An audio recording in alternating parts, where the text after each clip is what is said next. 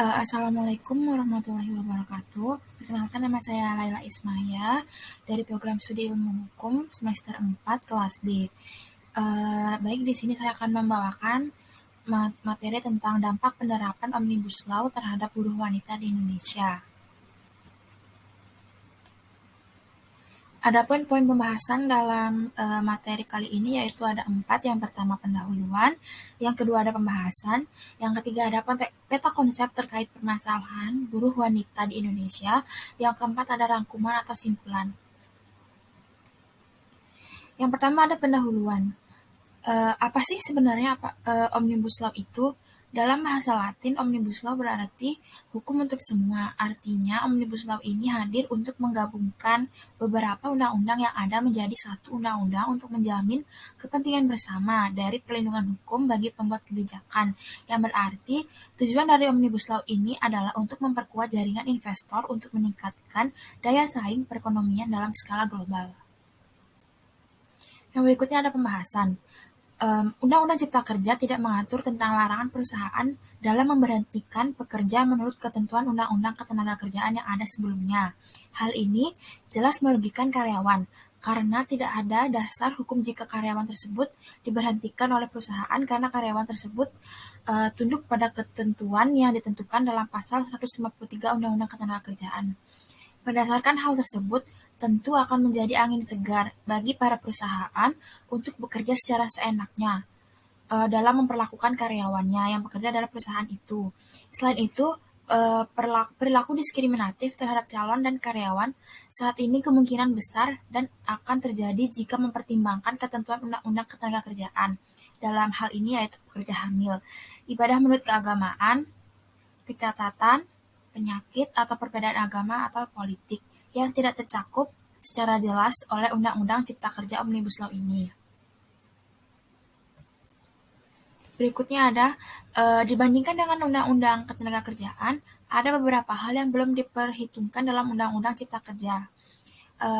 Dalam pasal 93 Undang-Undang Ketenagakerjaan, dalam menetapkan bahwa pekerja tetap menerima upah meskipun mereka tidak dapat bekerja seperti yang ditentukan. Sementara itu, dalam Undang-Undang Cipta Kerja secara jelas tidak mengatur bahwa upah pekerja tetap dibayarkan meskipun mereka tidak bekerja seperti yang ditentukan atau seperti yang biasanya. Sehingga, jika ada pekerja yang tidak dapat bekerja karena alasan yang ditentukan dalam Undang-Undang Ketenagakerjaan, pekerja tersebut tidak memiliki hak untuk mendapatkan gaji yang diberikan oleh perusahaan.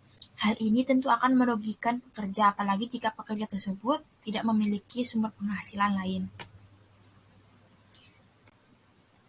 Berikutnya ada peta konsep dari permasalahan yang dihadapi buruh perempuan di Indonesia.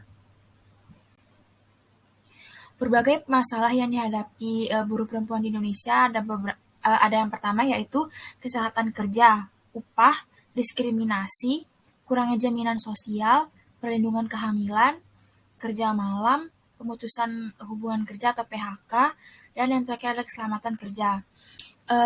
Dalam diskriminasi ini dapat dijelaskan bahwa sering terjadi penyalahgunaan kekuasaan oleh para pekerja laki-laki dalam memperlakukan pekerja perempuan dengan semena-menanya.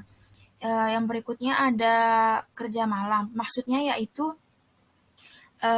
buruh perempuan dalam hal ini tidak diatur secara jelas terkait waktu-waktu kerja yang seharusnya.